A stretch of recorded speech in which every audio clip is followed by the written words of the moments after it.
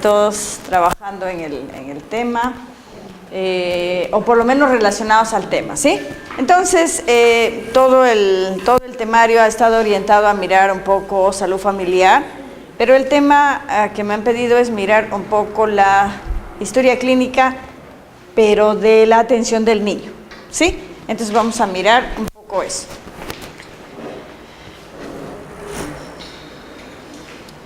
La historia clínica, como todos ustedes probablemente ya lo tienen internalizado, es un documento médico, ahora considerado médico legal.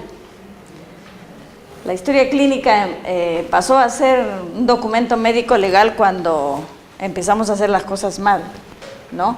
Y por lo tanto se convirtió en un instrumento que permitía mirar qué tan mal estábamos haciendo las cosas. Entonces, la utilización de la historia clínica en general está regulado por una ley, ¿no? Por la Ley General de Salud. Es la Ley General de Salud donde se precisa que la historia clínica es el documento en el que se debe consignar información relacionada a la relación que hay entre prestador y usuario, ¿no? Entonces, todo prestador de salud está obligado a usar la historia clínica para registrar la información que se deriva de la relación que da al prestar el servicio de salud. En la ley médica, ¿no?, se menciona que el acto médico debe ser registrado en la historia clínica. En la ley del trabajo de la enfermera dice que toda la atención que brinde la enfermera, siguiendo todo su proceso de enfermería, etcétera, dice, debe ser registrada la información en la historia clínica. Entonces, partiendo que la Ley General de Salud es, digamos, la ley madre, pero cada grupo profesional al interior de su ley que regula su ejercicio profesional en el país, también lo obliga a usar la historia clínica, ¿ya? Tenemos otro documento que también hace referencia al uso de la historia clínica, es el famoso Reglamento de Establecimiento de Salud y Servicios Médicos de Apoyo. Este también tiene rango un poco menos que ley, pero es un decreto supremo, ¿no? También precisa que toda la información relacionada a la atención de salud, ¿no?, debe ser registrado en la historia clínica. Y finalmente hay una norma que tiene ya varias versiones, estamos en la versión 3 de la norma de la gestión de la historia clínica.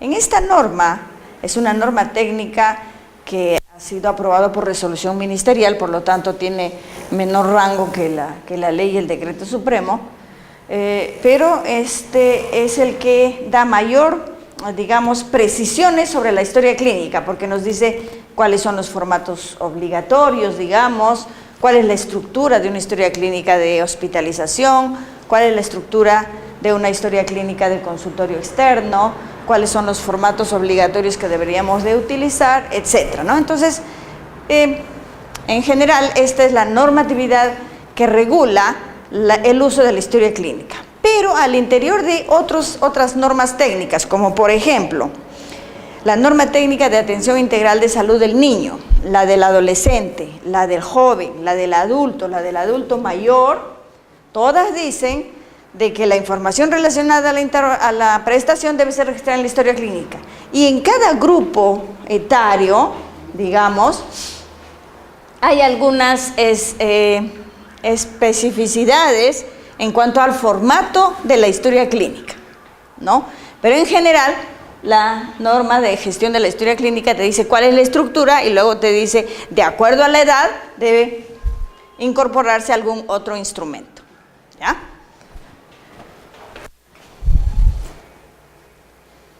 Entonces, como les decía, la Ley General de Salud precisa esto, dice, el acto médico debe estar sustentado en una historia clínica veraz, suficiente, que contenga las prácticas y procedimientos aplicados al paciente para resolver el problema de salud diagnosticado. La información mínima debe contener la historia clínica que se rige por el reglamento de la presente ley. O sea, todas las leyes tienen su reglamento. Como verán, en esta Ley General de Salud hace referencia solo al acto médico, ¿sí? Y la Ley del Trabajo Médico define qué cosa es el acto médico. El acto médico es la actuación de un profesional médico. Sin embargo, las normas, así como las normas del Ministerio de Salud, ya incorporan, dice, la prestación que hace todo personal de salud. Porque dependiendo de la categoría del establecimiento de salud, es probable que un técnico de enfermería también pueda usar la historia clínica para registrar la prestación. Pero la ley hace referencia solo al acto médico. Por eso, los otros documentos normativos ya no hacen, lo están incluyendo. ¿Qué dice el Reglamento de Establecimiento de Salud y Servicios Médicos de Apoyo? Que es un decreto supremo, ¿no? Sobre el registro de las atenciones de salud en una historia clínica, dice, en todo establecimiento las atenciones realizadas en consulta ambulatoria, hospitalización y emergencia deben registrarse obligatoriamente en la historia clínica. ¿Qué dice sobre la elaboración? Dice, tiene que elaborarse de forma clara, ¿sí?, legible y sin enmendaduras, ¿ya? Suponiendo que hubiera necesidad de hacer no una enmendadura, sino una corrección a la historia clínica, se puede hacer, pero sin tarjar. Lo que se hace es subrayar y decir que en un paréntesis, sí, poner lo que es válido y poner un registro con un sello y con una firma, ¿no? Entonces, no se borra, no se tarja, ¿no? Sino se escribe igual de manera legible, pero se hace la precisión de que no válido este registro, ¿no? Y hay que precisar la fecha y todo eso. Cada anotación que se efectúe debe contar con fecha, hora, nombre, firma y sello del responsable. Ya no dice una rúbrica, ¿no? Dice que tiene que haber nombre, tiene que haber registro profesional, tiene que haber registro de especialidad, si es que es especialista, y si está actuando como especialista, ¿sí? Y número de colegiatura si correspondiera. Al inicio o al pie de cada folio se debe consignar la identidad del paciente, usuario, el número de historia clínica, cuando corresponda a la identificación del establecimiento, el servicio y el número de cama. O sea, todas las hojas de una historia clínica, en la parte inferior o en la parte superior, dependiendo cómo está su formato, debe necesariamente contar esos datos del paciente o de la persona a la que pertenece la historia clínica. ¿Qué dice sobre la consignación del diagnóstico en la historia? Todo diagnóstico registrado en una historia clínica debe consignarse utilizando términos de uso corriente en la literatura médica. Tenemos que tener en cuenta que en el país, y así como en muchas partes, hay una forma estándar de registrar los diagnósticos. ¿Cuál es? El CIE, es la codificación internacional, ¿no es cierto?, de enfermedades. O sea, se usa ese diagnóstico para consignar los diagnósticos. También se dice de que el uso de las siglas, ¿no?, tienen que ser las reconocidas. Uno no puede inventar una sigla que se le ocurra, ¿no? Por ejemplo, VIH es una sigla conocida, TBC una sigla conocida, pero no se me podría ocurrir, no sé, pues inventarme una sigla. Se me ocurre decir, pues, HTA para decir otro diagnóstico, ¿no? Que podría confundirse, no está reconocido y podría, de repente el HTA, que ya se está haciendo común su uso, que es hipertensión arterial, ¿no? Podría yo inventarme otra sigla y confundir el tema. No se usa ninguna otra sigla que no esté reconocida. ¿Qué dice la ley del trabajo del enfermero sobre la historia clínica? La ley y el reglamento. Dice, bueno, en el artículo donde está precisada la función de la enfermera, dice brindar el cuidado integral basado en el proceso de enfermería, y luego dice el mismo, el cual será registrado obligatoriamente en la historia clínica. Entonces, como verán, el personal los profesionales de la salud están obligados por muchos documentos legales, ¿no?, están obligados a usar la historia clínica. O sea, a nadie se le puede ocurrir decir, ay, que yo no voy a registrar en la historia clínica. ¿Sí? ¿De acuerdo? Bien. ¿Qué dice la norma técnica sobre la historia clínica? ¿Cómo define la historia clínica? ¿No? O sea, como les mencionaba, esta norma ya estamos en una versión 3, bueno, esta es la versión 2, que hace una definición de la historia clínica. Ya este es un documento aprobado con resolución ministerial. La versión 3 aún no ha sido aprobada, está incluyendo algunas modificaciones, pero la que está vigente es esta versión 2 que modifica esta primera versión, ¿ya? Historia clínica dice, es el documento médico legal en el que se registran los datos de identificación y los procesos relacionados con la atención del paciente en forma ordenada, y acá es integrada y secuencial, o sea, es cronológicamente ordenado, tiene que estar. Sin embargo, cuando nos toca revisar historias clínicas, cuando se somete a auditoría una historia clínica, se encuentra un desorden grande en las historias clínicas, ¿no? De pronto está el 2015 por acá y aparece el 18 por allá, en marzo por allá, en diciembre por allá, porque nuestro sistema en muchos servicios, en muchos establecimientos de salud no es el más adecuado, se pierde la historia, hacen formatos nuevos, ya no tenemos lo que en realidad deberíamos tener como historia del paciente, ¿no? Actualmente está en proceso la implementación de la historia clínica electrónica, ¿no es cierto?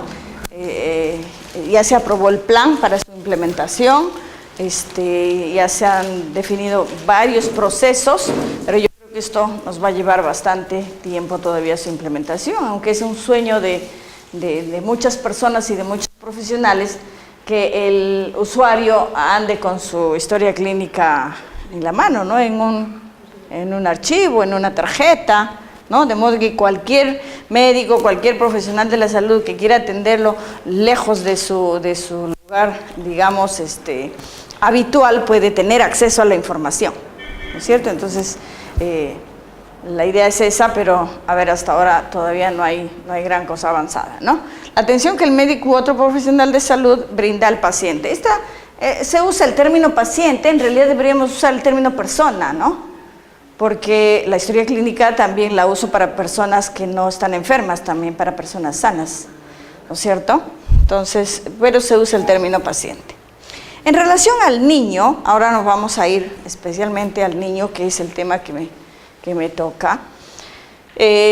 Además de las normas que acabo de mencionar, existe una norma técnica que data del 2006, que está vigente, ¿ya? Es la norma técnica de atención integral de salud de la niña y el niño. Esta norma continúa vigente porque hasta el momento no ha logrado el equipo actualizar esta norma. La única desventaja de esta norma es que, como data del 2006, el 2011 el Ministerio de Salud ha hecho un ajuste en las edades de las etapas de vida, ¿ya? A partir del 2011, antes de eso decía, la etapa de vida niño es de 0 años hasta 9 años, 11 meses, 29 días. El 2011 lo cambia y dice, la etapa de vida niño es de 0 años hasta 11 años, 11 meses, 29 días. Entonces, esta norma como que se quedó corta porque solamente hace mención al niño hasta los 9 años, 11 meses, 29 días. Pero en realidad lo que importa de esto es, ¿qué dice sobre la historia clínica esta norma del 2006? Dice en el capítulo 7 de los componentes, dice componente de organización, dice, en la consulta externa, ¿no? Cuando el niño se atendía en la consulta externa, los instrumentos para la atención de registro, dice, hará uso los siguientes instrumentos, y el primero que nombra es el formato de la historia clínica. Entonces, en cada norma por etapa de vida hay un formato especial para ese grupo de edad, porque tiene datos, digamos, especiales para ese grupo de edad, valga la redundancia, ¿no? Entonces dice, se hará uso del formato de historia clínica de la niña y el niño aprobado por el MINSA, en la que se incluye el plan de atención de salud, ¿no? Y esta deberá elaborarse de forma conjunta con la madre o adulto responsable del cuidado del niño. ¿no? Y se empieza su formulación en el primer contacto que se tenga con el personal de salud. Según su edad se programará el paquete de cuidados correspondiente. Esto es lo que precisa ese ítem de la historia clínica de salud del niño. Tenemos otro documento normativo en el grupo del niño que fue emitida el 2013. Esta norma hace precisiones, regula los procedimientos de un grupo especial. Es el grupo del recién nacido, ¿ya? Por eso dice norma técnica de salud para la atención integral neonatal. O sea, la norma del 2006 a la que acabamos de hacer alusión es la norma, digamos, sombrero para el niño, porque dice atención integral de salud de la niña y el niño. Al amparo de eso, hace precisiones solo para el grupo del neonato, 28 días. Fue emitida el 2013, está vigente, es la famosa norma 105, que en mi entender fue una de las normas más, digamos, más manoseada, más peleada, porque sale de manera paralela con otra norma, que es la norma 105, que es la norma de atención de la salud materna, ¿no? Entonces ustedes saben que hay algunos conflictos ahí en cuanto a la responsabilidad de la atención materna y la del niño, etcétera. Entonces salen las dos juntas, ¿no? Sale el 25 de diciembre, si no me equivoco, 24 de diciembre del 2013, ambas salen al mismo tiempo, en la intención de alinear lo que se diga de la norma de atención de salud materna en relación a la atención del momento del parto, cómo se atiende al recién nacido. Más que decir quién atiende al recién nacido, lo que se establece en estas normas es que es necesario que haya un profesional que se dedique a la salud materna y simultáneamente haya un profesional que se encargue de la atención del niño. Entonces, en esta norma, ¿qué dice en relación a la historia clínica?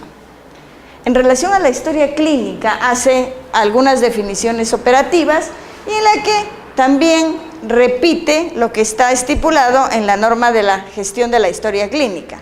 Y dice que la historia es un documento médico legal y repite lo mismo.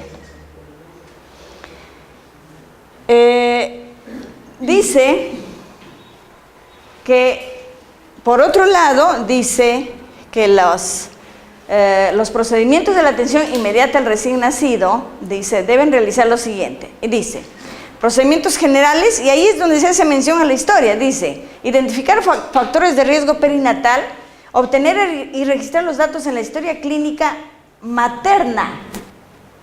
¿Ya? Acá está comido dice, materna, dice, entregada, no es registrada, ¿no? Está el centro obstétrico, o sea, puede estar en centro obstétrico, sala de operaciones, identificando factores de riesgo. De ser necesario, ampliar anamnesis con la madre. Entonces, ¿qué es lo que dice? Debemos recoger datos relacionados a factores de riesgo para el recién nacido, el mismo que se va a obtener de la historia clínica materna. ¿Y qué documento mencionan como la historia clínica materna? El formato CLAP, el formato que está normado y que ha sido adaptado por el Ministerio de Salud, ¿no? En algunos datos, especialmente en las del recién nacido, para recoger esta información relacionada a este grupo poblacional, ¿no? Entonces, ¿qué es lo que dice? Como es una norma precisa para el recién nacido, en cada ítem, en cada momento de atención se hace mención casi a lo mismo. La anterior decía procedimientos antes del nacimiento, era para recoger factores de riesgo. En el siguiente ítem dice procedimientos en la atención inmediata, ya está en la atención inmediata. Y dice registrar los datos en la historia clínica neonatal, ¿no? O sea, además del formato CLAP que es una tarjeta con muchos datos, hay una historia clínica donde se registra la espermatoscopía, donde se registran los datos, se hace una historia clínica para el neonato, ¿no? Entonces dice, deben registrarse los datos completos de la historia clínica neonatal en la sección correspondiente al neonato de esta historia CLAP. O sea, la historia CLAP, el formato ese de la historia CLAP tiene varias secciones. La primera es para el prenatal, todo el embarazo, etcétera, factores de riesgo, etcétera. Luego hay un espacio, una sección, no sé si lo tengo acá, y eso también es posterior. Acá está. Esta es la historia, el formato CLAP, de la historia clínica latinoamericana de perinatología, o hoja CLAP, como le conocen. Ustedes saben que este formato se apertura cuando la gestante empieza su control, ¿no es cierto? Entonces, ahí empieza el registro de los datos.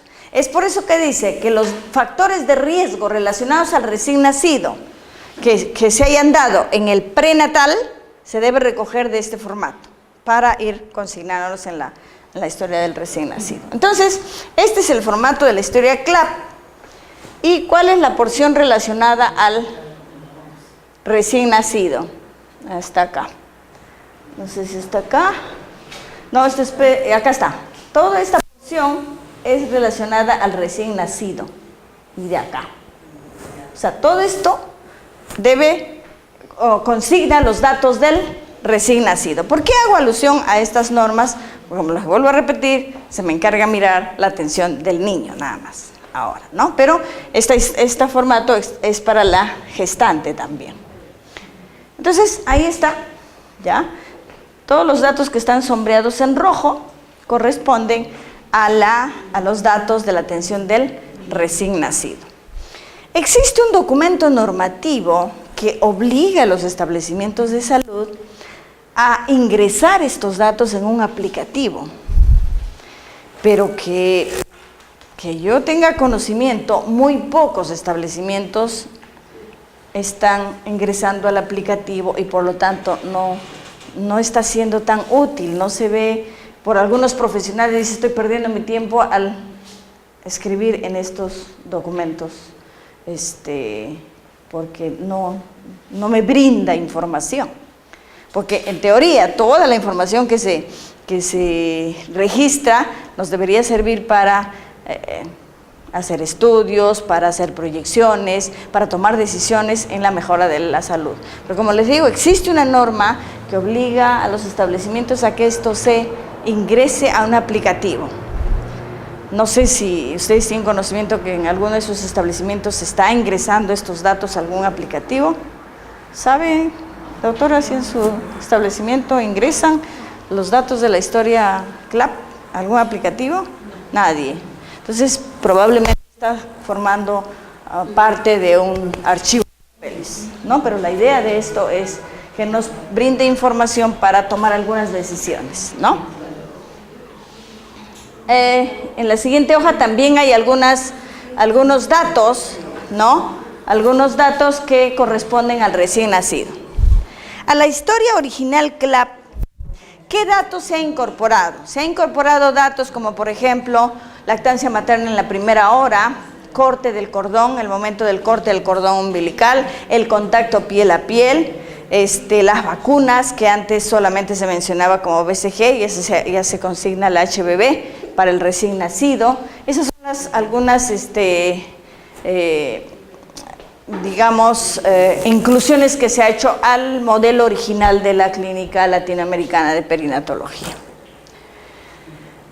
Otro documento que digamos podría considerarse como una historia clínica resumida o como un resumen de la historia clínica en el caso del niño es el carnet, ¿no? Para el recién nacido, la norma esta del 2013 define el carnet, ¿no?, como un instrumento que sirve para valorar el estado de salud. ¿Por qué lo menciono como parte de la historia clínica? Porque este carnet está diseñado e incluye una herramienta para valorar el incremento de peso del recién nacido en los primeros 42 días.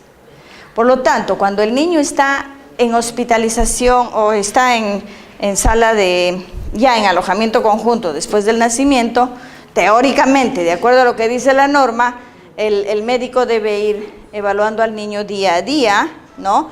Y la enfermera debería de ir monitoreando el incremento de peso. Entonces, para eso este carnet está eso y otros datos más que va a ser útil cuando el niño vaya a hacer consulta ya ambulatoria en el primer nivel después del alta del nacimiento. Entonces, por eso es que lo mencionamos. Y este es el carnet, ¿no? Tiene datos del nacimiento, como son peso, perímetro cefálico, Apgar al nacer, algunos datos de la madre, datos de la vacuna, datos de la medida, y tiene esta herramienta que es la curva para monitorear el incremento de peso. La diferencia es de esta curva con la que se tiene para el niño menor de 5 años es que esto me permite hacer un monitoreo de peso diario. O sea, en lugar de que el otro está mes a mes, este es día por día. Por lo tanto, en teoría, la norma dice que el niño debía estar 48 horas después del parto y recién salir a las 48 horas del alta. Sin embargo, hay establecimientos de salud que el niño le están dando de alta a las 24 horas. Pero además dice que si tú le das alta a las 24 horas, debes asegurarte que sea visto en su casa hasta que el niño tenga condición de no riesgo, ¿no?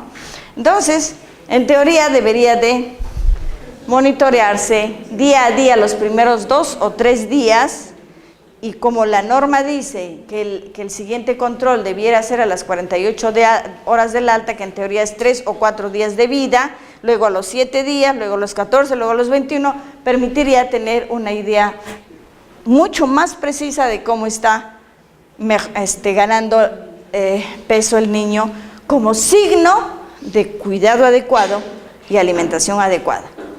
¿Ya? Por otro lado, en relación al niño, hay otro documento normativo que es el que hace mayor precisión sobre la historia clínica del niño, y es la norma que regula el control de crecimiento y desarrollo del niño. Esta norma ha sido actualizada y la versión vigente ha sido aprobada en 2017. ¿Ya? Es la norma 137 y fue aprobada el 10 de julio del 2017. O sea, esta norma está calientita. Probablemente algunos ni siquiera lo han leído, ¿no es cierto? Bueno, los que lo han leído, estamos bien, pero digo, probablemente algunos ni siquiera lo han leído, ¿no? Entonces, esta norma es la que está vigente en relación a la intervención, control de crecimiento y desarrollo, donde se hace mayor precisión en relación a la historia. Entonces, ¿qué es lo que dice?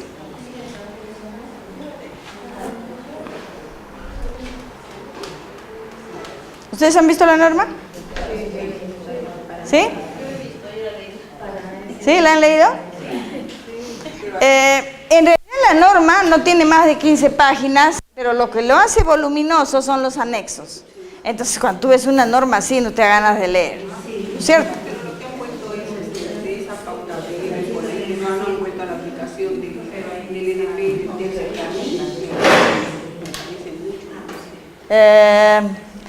Yo creo que tiene algunas ventajas esta nueva versión de la norma. Además de decirles, usen, además de la pauta, del test peruano, usen el 2 chilenos más, podría darle alguna herramienta un poquito de mayor precisión a las enfermeras para evaluar el desarrollo, que no es todo el CRED, ¿no es cierto? Mi apreciación personal es que esta norma de CRED lo que más valioso trae es que está precisando cuál es la secuencia que debe tener el famoso control de crecimiento y desarrollo. ¿Ya?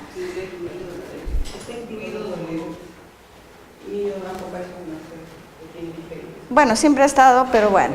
Entonces, ¿qué dice en relación a la historia clínica? Que eso es lo que nos interesa. En relación a la historia clínica dice que el control incluye proceso de valoración, diagnóstico, intervención y seguimiento. Y dice que el seguimiento, dice, se realiza en cada contacto con el niño y que para tal efecto los datos, los hallazgos, producto de la valoración, los diagnósticos y las intervenciones deben ser consignados en la historia clínica. Y para eso está diseñado desde el inicio. Entonces, cuando uno, el INEI ha hecho una encuesta para mirar el control de crecimiento y desarrollo, y por lo tanto una de las cosas que ha revisado es la historia clínica. Y los resultados que arroja dice que la historia clínica no contiene los datos que debiera contener.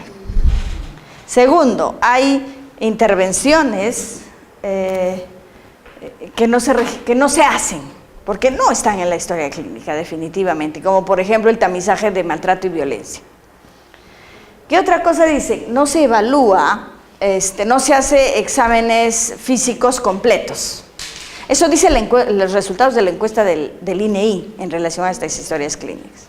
Entonces, lo que necesitamos es tener en consideración esto. El seguimiento de la salud del niño se hace en función a los datos, a los hallazgos, productos de la valoración, los diagnósticos y las intervenciones de los mismos que deben estar en la historia clínica. ¿Por qué?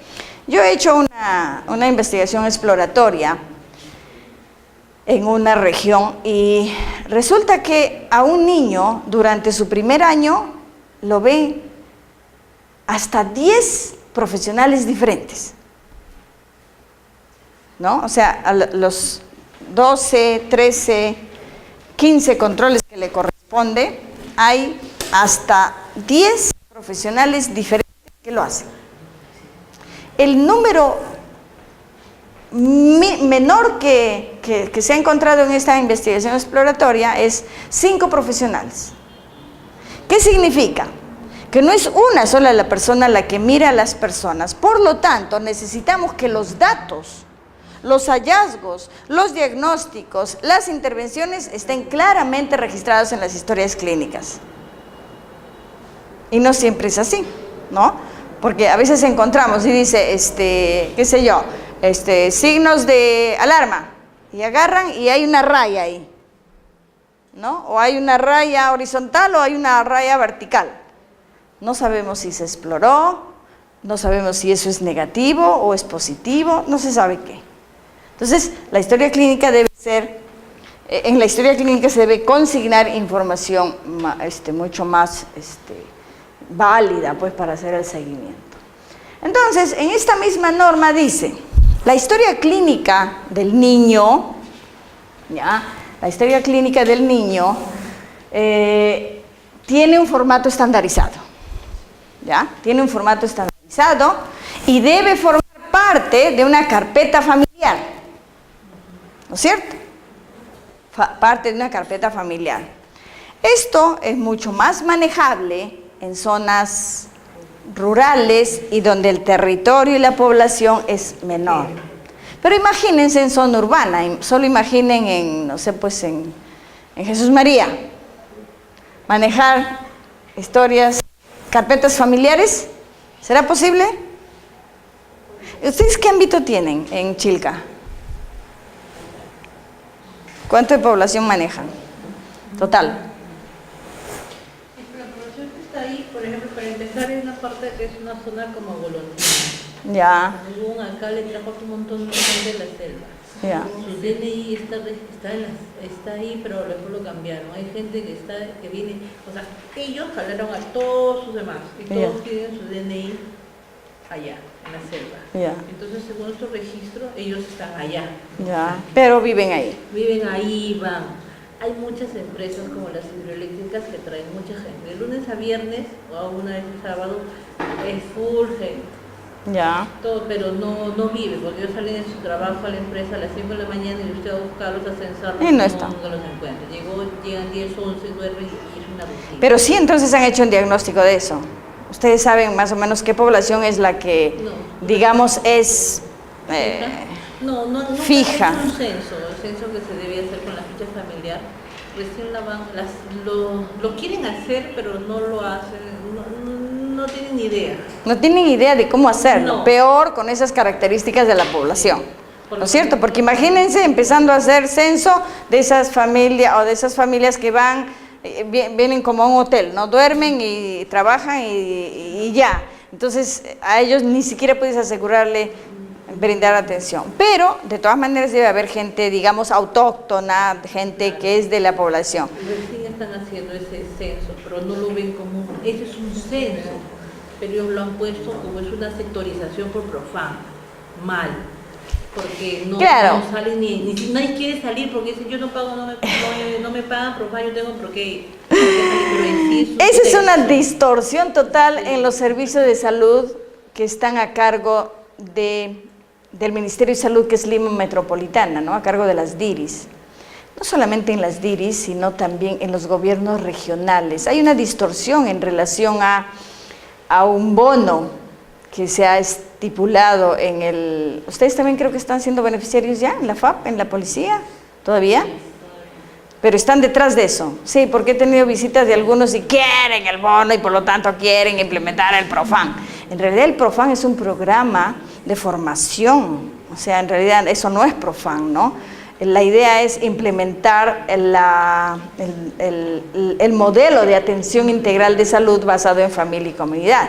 Y como su mismo nombre dice, basado en familia y comunidad, hay necesidad de estimar qué número de familias están bajo nuestra responsabilidad. Y ahí la idea es identificarlos.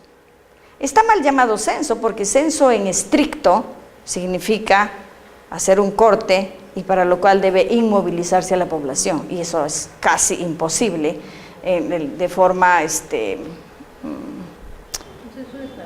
exacto, ¿no? Es identificar las familias para hacer sus sectores y para asignar responsabilidades. En realidad eso lo dicta el modelo.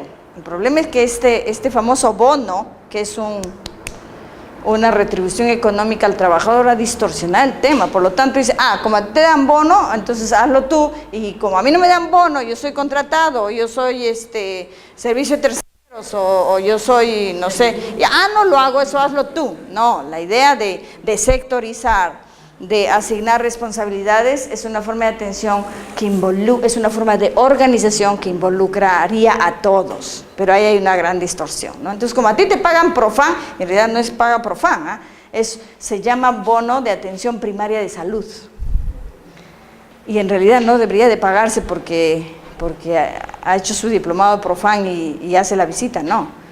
El decreto legislativo dice que es aquel que cumple con el perfil de capacitación, y ese sería el programa de formación de profesionales para la atención familiar, y tienes que hacer actividades tienes que hacer actividades orientadas a la familia y la comunidad. Entonces ahí hay toda una gran distorsión. De verdad que a mí me hubiera gustado meterme en el tema, pero mejor me voy porque métanse con la plata ganada de la gente. Entonces, ¿por qué fue mi pregunta? Por este tema, de que la historia de un individuo debe formar parte de la carpeta familiar. Y en el modelo de atención integral dice, ¿no?, que tu territorio, ¿no es cierto?, tu territorio debe estar organizado para atender familias, ¿no es cierto? Por lo tanto, se ha diseñado lo que se llama la carpeta familiar, que es un instrumento que facilitaría la atención de una familia, ¿no? A partir de la captación de un individuo, tú podrías ser capaz de atender a toda la familia, o por lo menos identificar las necesidades de salud de la familia para ir haciéndoles su correspondiente plan, seguimiento, y finalmente ofrecerle el famoso paquete. Entonces, ¿qué es lo que dice? La historia clínica tiene estos formatos, la del niño, plan de atención integral, ¿no?, que es un formatito que en realidad es una herramienta. La primera hoja es de datos de filiación y antecedentes, y que en la lógica de la atención del niño es aquella sección que me permite recoger datos relacionados a los factores de riesgo familiar, del entorno y los individuales. Porque en esta primera hoja de los antecedentes y de los datos de filiación, me dice, por ejemplo, ¿qué dato sería un factor de riesgo? Por ejemplo, ¿qué religión tiene? ¿Ustedes creen que es un factor de riesgo o no? Para el niño. ¿Por qué? Por la práctica que tiene una determinada, digamos, grupo religioso, se puede convertir en un factor de riesgo para el niño, como por ejemplo, no come sangre, fregados, como los testigos de Jehová, por ejemplo, ¿no es cierto? Entonces ahí, si ese dato solamente que diga testigo de Jehová, le ayuda al personal, por último, ni a mencionar sangre, porque por ahí no tiene nada que ganar, tiene que ir por otro lado, ¿no es cierto? Por ejemplo, el solo hecho de decir, ¿trabaja o no trabaja el papá? ¿En qué trabaja? Y de pronto me dicen estas empresas que usted menciona en Chilca, ¿no? En la hidroeléctrica. Ah, yo ya sé que es hidroeléctrica, pata llega, duerme, come y se va. Nunca lo voy a encontrar. Ese es un factor que al momento de hacer la historia clínica lo voy a ir recogiendo y me va a ser útil para tomar decisión. El solo hecho de tomar, por ejemplo, la edad de la madre en los datos de filiación, también me dice que podría tener un factor de riesgo para el niño. Si de pronto me dice 17 años, ¿no es cierto? ¿Cuál? Grado de instrucción. Más que procedencia sería la dirección, o bueno, procedencia también podría ser por algunas prácticas, por algún tipo de elemento de su cultura, ¿no? Por ejemplo, si están en Lima y están atendiendo aunque ya no están, creo, ¿no? Los de Cantagallo. Ya no están, creo, ya se fueron. ¿No? Pero de pronto le dice, procedencia, yo vengo de... ¿Vienes de Satipo, no? ¿Alguna comunidad nativa en Satipo? Sí. Ashánicas. Entonces yo vengo, ¿y dónde están los Ashánicas? ¿En qué distrito? Dice, vengo de Valle Esmeralda y como yo conozco un poco la selva, es Ashánica. Ese dato sí me importa, ¿no es cierto? Porque tienen determinadas prácticas con los niños, con los recién nacidos, relacionadas a las vacunas, etc. Entonces, en esto, este dato, esta hoja, que son dos caras, es importante tener adecuadamente registrados los datos y cada vez que alguien atiende debe mirar estos datos. Pero ¿qué es lo que ocurre en los servicios de salud? La vez pasada llego a un servicio de salud y tenían la historia totalmente volteada, o sea, abierta en la fecha de hoy. Y lo cierro, ¿no? Y me dice, no, licenciada, no lo cierre, por favor, el médico se va a molestar. ¿Y por qué se va a molestar el médico? Lo que pasa es que él quiere que esté ya donde va a escribir. No, la historia clínica, esta primera hoja de antecedentes, de datos de filiación, todo el mundo lo tiene que leer antes de atender a la persona. ¿No es cierto? No, quiere que esté ahí y ya no mira nada. Probablemente no le da ganas de mirar porque es un enredo total esa historia clínica. ¿No es cierto? Probablemente por eso. Luego hay una donde está la evaluación de la alimentación. ¿Por qué se ha incorporado esto de manera especial en el niño? Porque tenemos un gran problema en el país, ¿no es cierto? ¿Cuál es nuestro problema? Hasta hace poco era la desnutrición. La desnutrición se está controlando.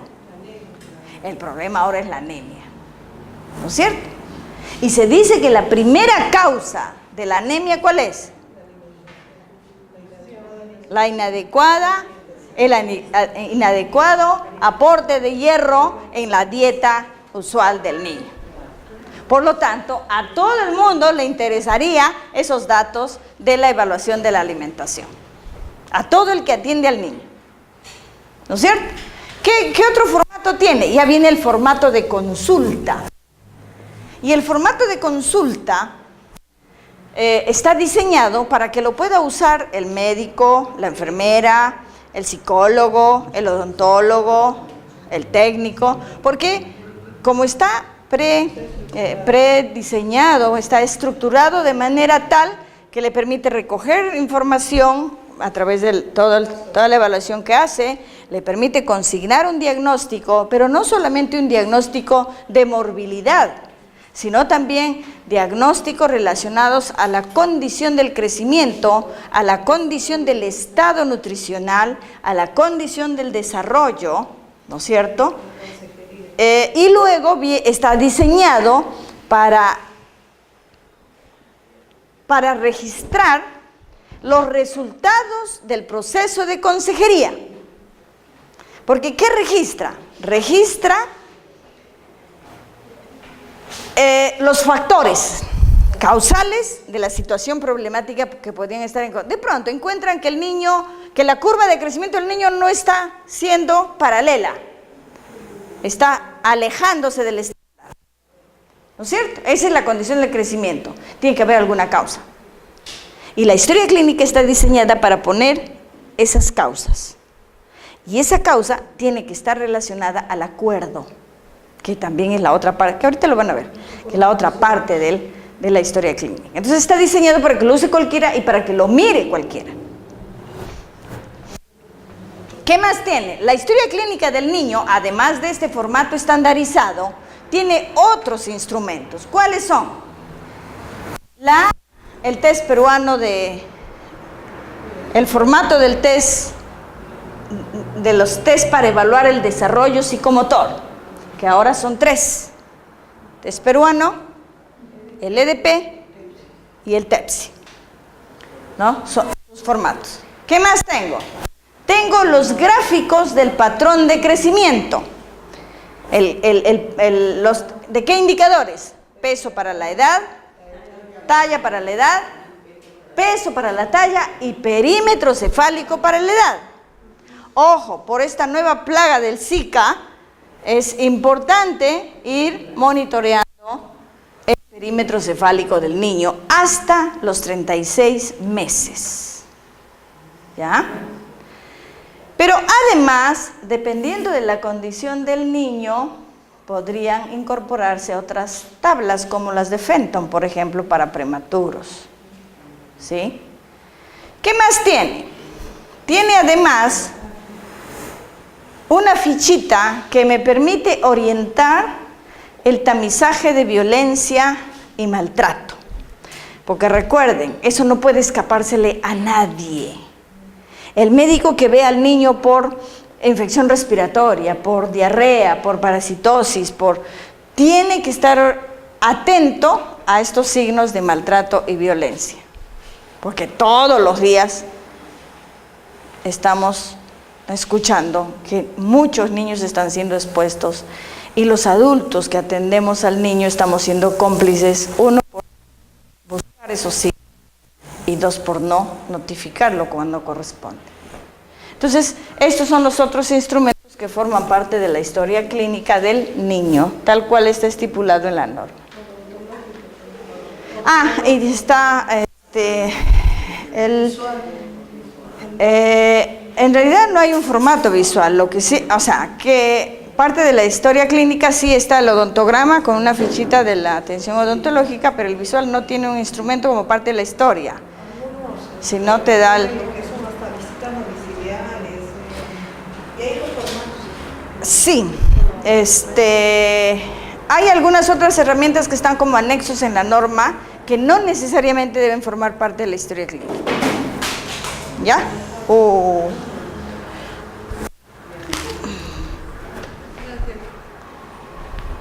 Entonces, esta es la primera parte de la historia clínica, ¿no? Donde están los datos de... esta es la primera hoja que es el plan. El plan de atención tiene unos primeros datos de filiación y en esta parte donde dice problemas y necesidades es donde se consigna información relacionada a factores de riesgo para el crecimiento y desarrollo del niño. Por ejemplo, ¿qué datos? Por ejemplo, estos. Así está el formato y este es un ejemplo. En el niño, adolescente, prematuro, bajo peso, Apgar menor a 7 a los 5, o no llanto inmediato, o parto domiciliario, riesgo de nutrición, anemia. Son factores que necesito ir consignándolo, ¿no es cierto?, conforme se avanza. Por ejemplo, estos primeros datos, seguro que es de la primera entrevista. Es posible poner de la primera entrevista. En cambio, estos van a ir apareciendo durante la atención. Entonces, esta es la forma de consignar esos datos en ese plan, además de los otros datos, ¿no?, que es mucho más sencillo: nombre, código de afiliación del DNI, sexo, etcétera, ¿no?, fecha de nacimiento. Esa es la primera parte. En la segunda parte de este mismo plan está el conjunto de intervenciones que están estipuladas como mínimo que debiera darse al niño. Este conjunto de intervenciones también están reguladas en el marco del aseguramiento universal por el PEAS. ¿Ustedes saben qué es el PEAS? PEAS.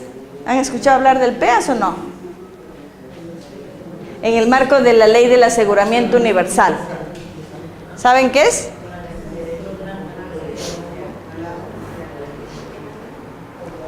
El PEAS es el Plan Esencial de Aseguramiento en Salud, que en el marco de la Ley de Aseguramiento Universal dice: lo que está contenido en el PEAS es lo mínimo que cada aseguradora de salud debe otorgar a la persona.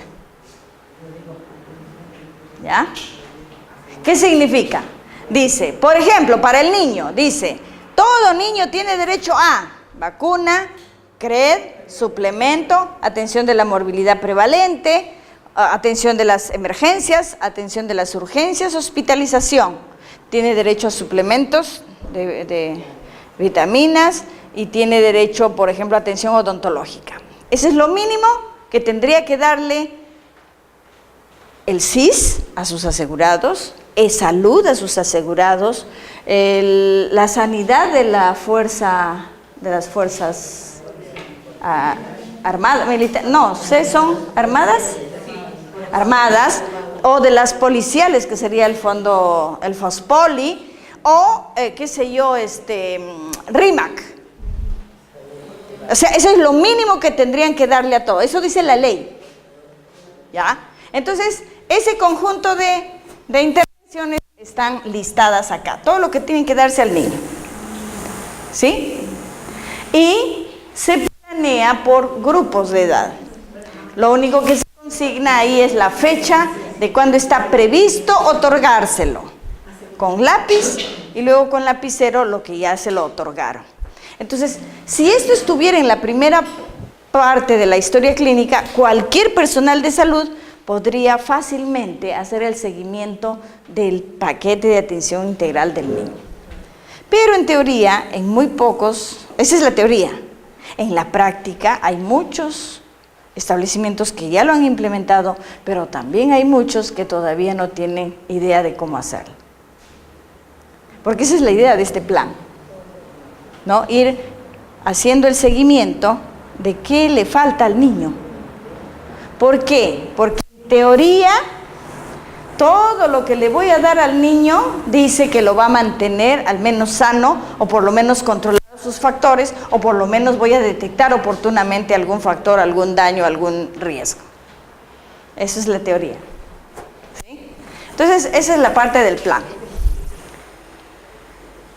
Sigue el listado, ¿no? Hasta la visita, como decía su compañera, ¿no? Ahí está la atención odontológica, la evaluación psicosocial,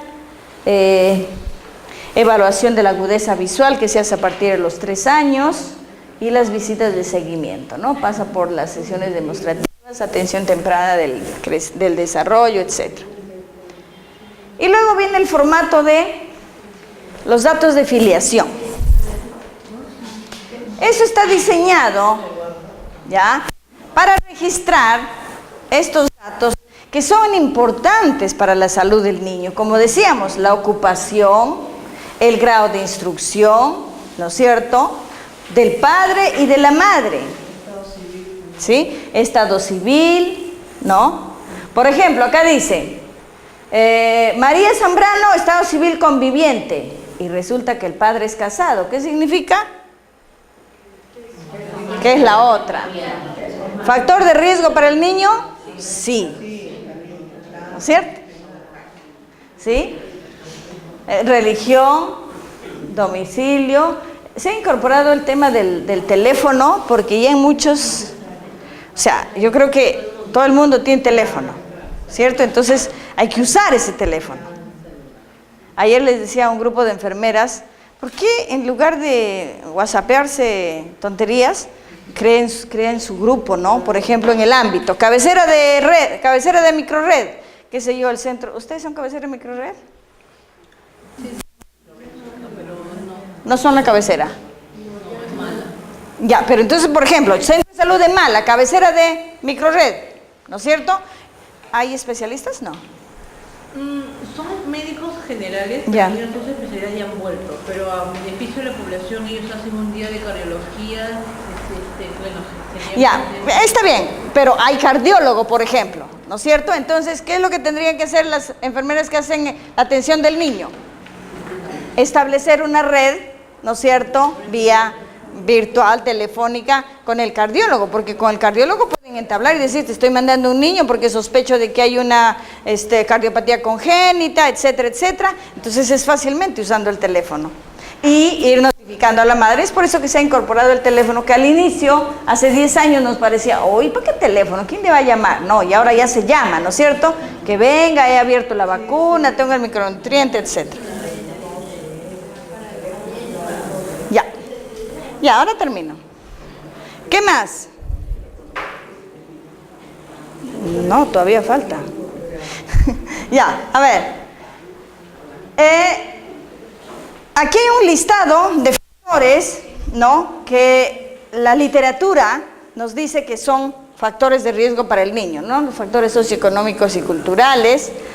Y en una parte de la historia clínica también se registra antecedentes familiares y antecedentes personales. Recuerden que mencionamos factores de riesgo individual, familiar y del entorno. Además de esos factores que hemos visto en la lámina anterior, es importante para el niño este tipo de antecedentes. Entonces la historia clínica dice que acá debes decir sí o no, y acá debes poner una letra, si es padre, es madre, es hermano o es abuelo u otro, ¿no? Esa es la forma de ir mirando, ¿no?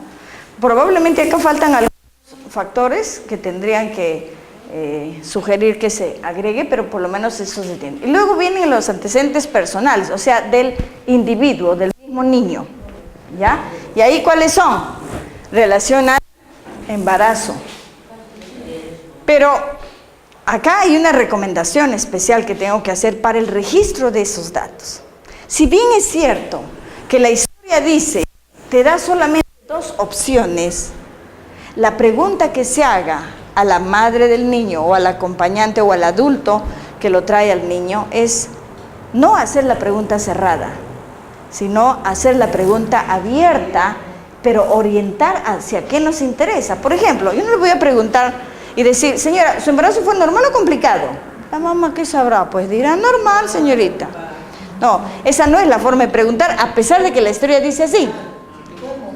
No, la forma de preguntar, pensando en los factores del niño, por ejemplo, tendría que preguntar, ¿hubo sangrado en algún momento de su embarazo? ¿No es cierto? ¿Le detectaron alguna infección durante su embarazo? ¿Qué infección? Si le dio algún medicamento, o de repente hacer mucho más abierto y decir, cuénteme cómo transcurrió su embarazo. Pero si la mamá dice, normal, ahí tengo que ir buscando. ¿Cómo fue? ¿Hubo náuseas? ¿Logró comer bien? Porque recuerden que el primer trimestre, que es el de organogénesis, ¿no es cierto?, ahí vienen muchos problemas. Es por eso que los niños están viniendo con retardo de crecimiento intrauterino y del tipo simétrico, porque es en los primeros periodos donde viene la agresión nutricional.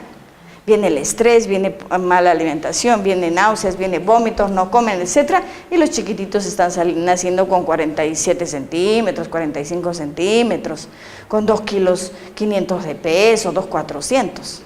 Entonces, a pesar de que la dice solo hay 2 opciones, tenemos que buscar preguntar adecuadamente por este tema. Entonces, cuando es complicado, ya viene una serie de alternativas, ¿sí? Como hemorragia.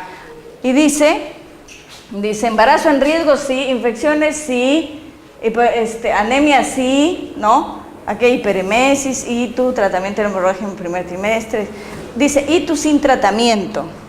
Son factores de riesgo que hay que ir consignando en la historia clínica. Y luego el control va el número de embarazo, ¿no es cierto? ¿Qué otros datos más? El tema del maltrato. Ya mencionamos, ustedes saben que el embarazo, el maltrato infantil, dependiendo de la edad de inicio, dependiendo de la intensidad, dependiendo de la duración, puede traer problemas hasta estructurales en algunos sistemas valga la redundancia, del sistema nervioso central, como por ejemplo en el límbico, que está relacionado a la conducta.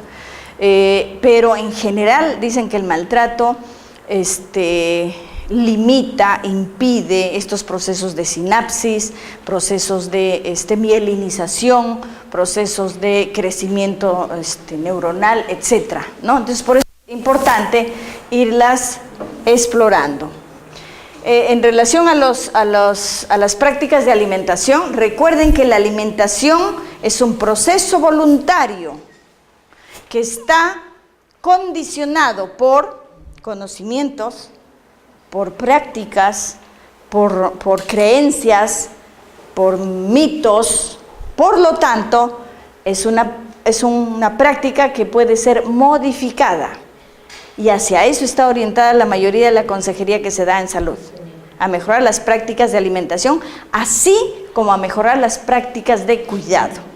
Porque además de darle la medicina, además de darle el suplemento, además de poner la vacuna, la tarea de salud es educar para mejorar las prácticas de cuidado de los niños y las prácticas de alimentación. Por lo tanto, tenemos que explorar, acompañado de otros datos, para ir mejorando este tema, ¿no? Hay otros factores, ¿no? Como por ejemplo consanguinidad, alteraciones cromosómicas de otros parientes, enfermedades maternas, todo esto está relacionado a los factores. Luego vienen los factores del parto, ¿no? También, si bien es cierto, dice, solo hay dos opciones, eutóxico o complicado. Para el caso del niño, eutóxico es aquel que viene cefálico, vía vaginal es el eutóxico. Y complicado es aquel que viene vía vaginal, puede ser podálico, o sea, por otra forma de presentación que no sea la cefálica. Y de hecho que las quirúrgicas, etcétera, ¿no? Complicaciones, ¿no? Qué sé yo, ruptura prematura, lugar del parto, a pesar de que en la historia está simplemente para marcar, implica una serie más complicada de preguntas y respuestas en la entrevista. Lo mismo edad en el nacimiento. Ayer me decían un grupo de enfermeras, me decían, ay, pero el niño se achica, pesa más, pesa menos, todos los niños tienen Apgar 10 al minuto. Entonces, parece que resultaría que los datos que nos traen en la hojita perinatal no son tan confiables. Por lo tanto, en este tema habría que tener mucho cuidado de ir registrando esos datos. Especialmente ¿no? Si bien es cierto, puedo marcar datos, puedo recoger los datos de la tarjeta perinatal, pero es muy importante preguntar el llanto, si fue inmediato o no en el niño.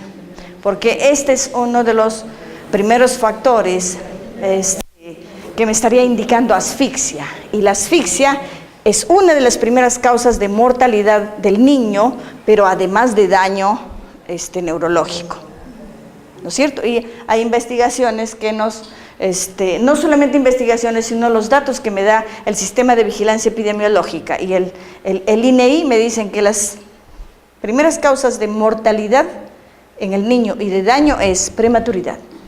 El segundo es asfixia y el tercero es sepsis para la mortalidad. Y los tres son totalmente prevenibles.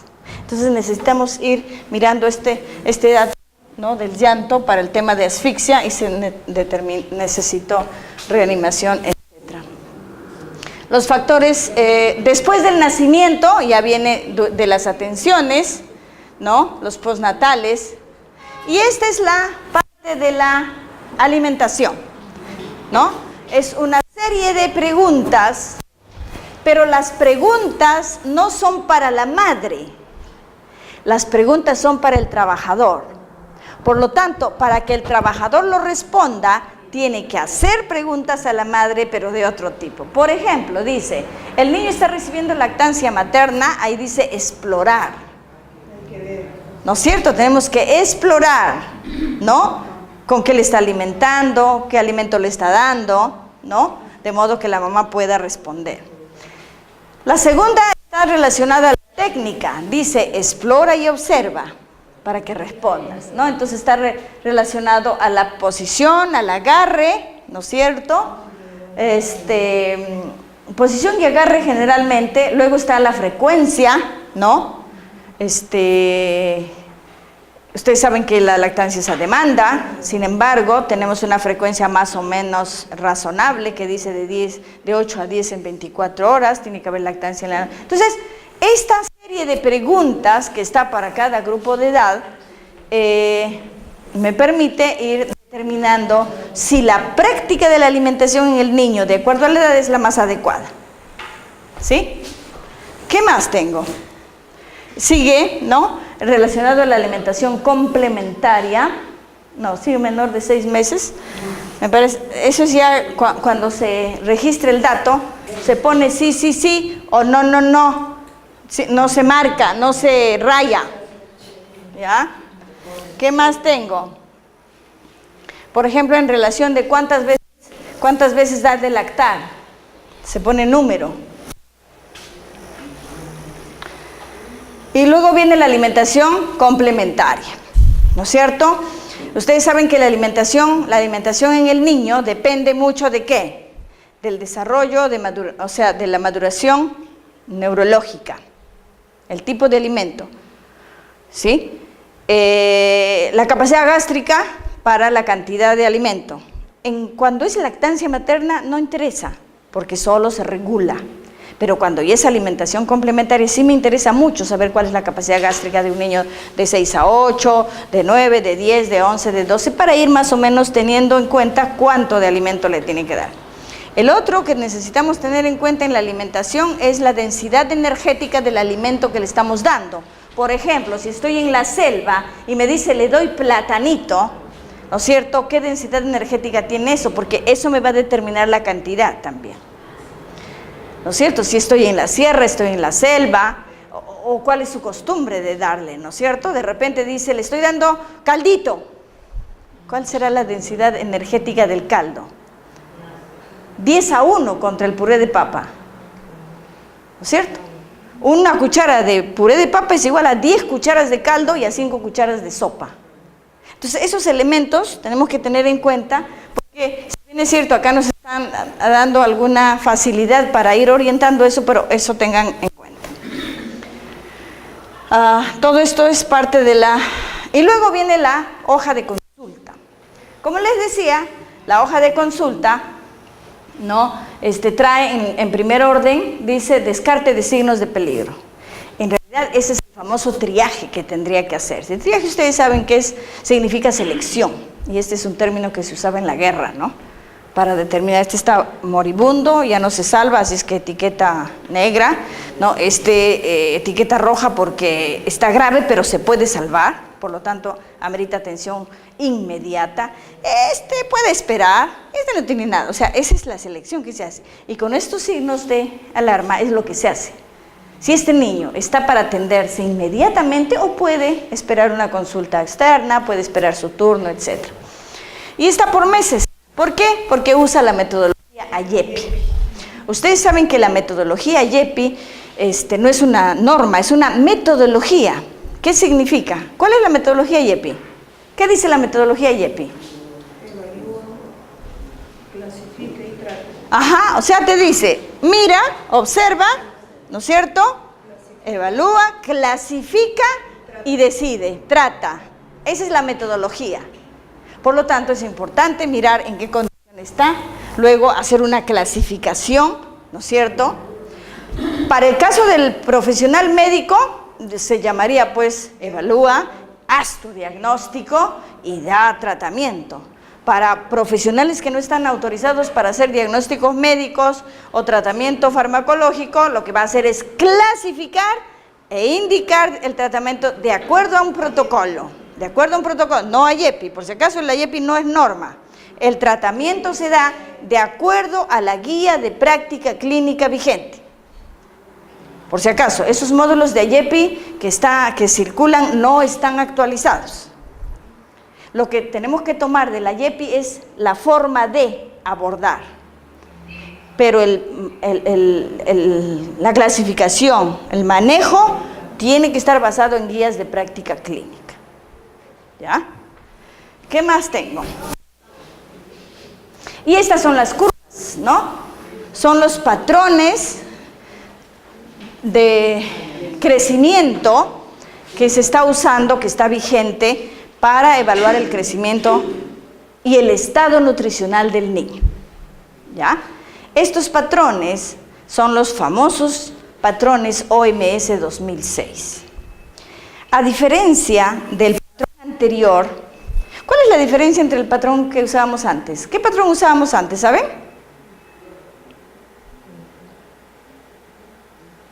Antes usábamos otro patrón de crecimiento. El patrón de NSHS, por sus siglas en inglés. ¿Ya? ¿Cuál es la diferencia entre estos dos patrones? ¿Alguien sabe? No, porque la unidad estadística es la misma para ambos patrones. Se usa desviación estándar en ambos. El punto de corte es el mismo, más 2 menos 2. Pero ¿cuál es la diferencia entre estos dos patrones? Es que este patrón es un estándar. El patrón NSHS era una referencia. ¿Y cuál es la gracia de estos dos? Un patrón de referencia simplemente me describe cómo crecen los niños en condiciones habituales. En cambio, un estándar me dice cómo deben crecer los niños en condiciones óptimas. Entonces, es este el tipo de patrón con el que nos estamos comparando. ¿Por qué? Porque este es producto de un estudio multicéntrico que ha hecho la OMS, donde ha evaluado un poco más de 2.800 niños de diferentes países del mundo. Ha habido una muestra de América del Sur, ha habido una muestra de América del Norte, ha habido una muestra de África, una muestra de la India y una muestra de Europa.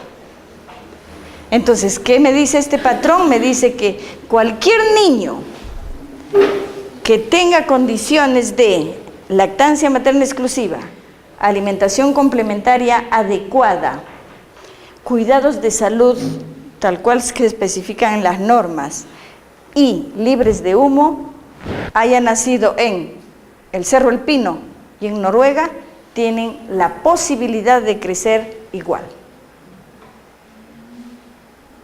Eso ha demostrado este estudio. Por lo tanto, esto ha sido adoptado por el país, ¿no? El 2010, a pesar de que se dio el 2006. Y por ahí pues hubo intereses de tipo político, ¿no? Especialmente la primera dama de ese tiempo dijo no. ¿Por qué? Porque con este patrón la proporción de desnutridos iba a subir. Por eso no se usó desde el 2006, el 2010 recién lo incorporamos en la... Y esta es la famosa fichita de tamizaje de violencia, que en realidad no se necesita llenar una ficha por cada vez que lo ves, sino la ficha te va a servir de guía para que puedas preguntar, observar y consignar el dato que corresponde.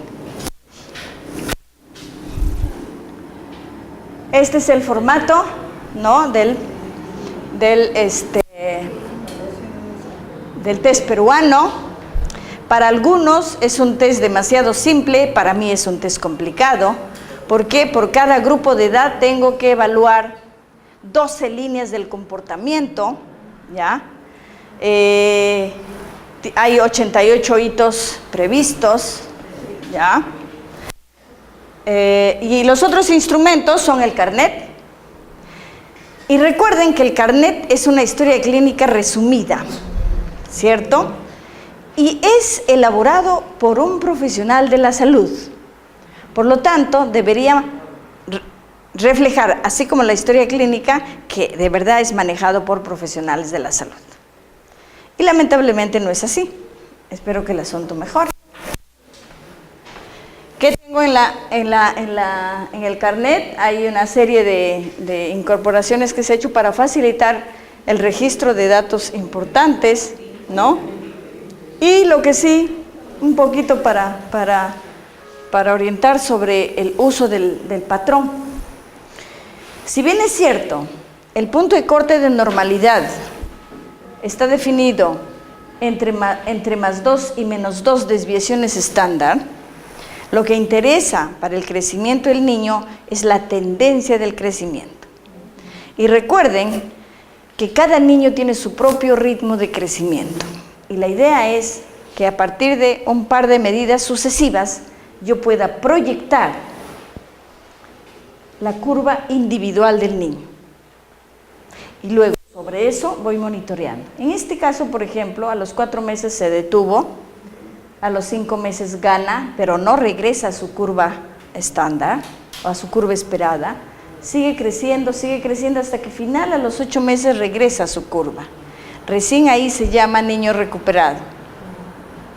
Y se va monitoreando. Lo mismo pasa con la talla. En este ejemplo, este es un mismo niño. Si bien es cierto, el peso se afectó al 4.º mes, la talla se afectó mucho después, porque recuerden que la talla por eso es que es un indicador de desnutrición crónica, ¿no es cierto?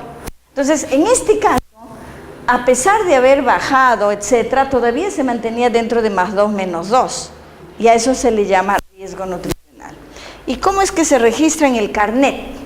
En el carnet, además de poner las cifras, el cálculo de la ganancia de peso, etcétera, etcétera, la condición debe ser o verde o rojo.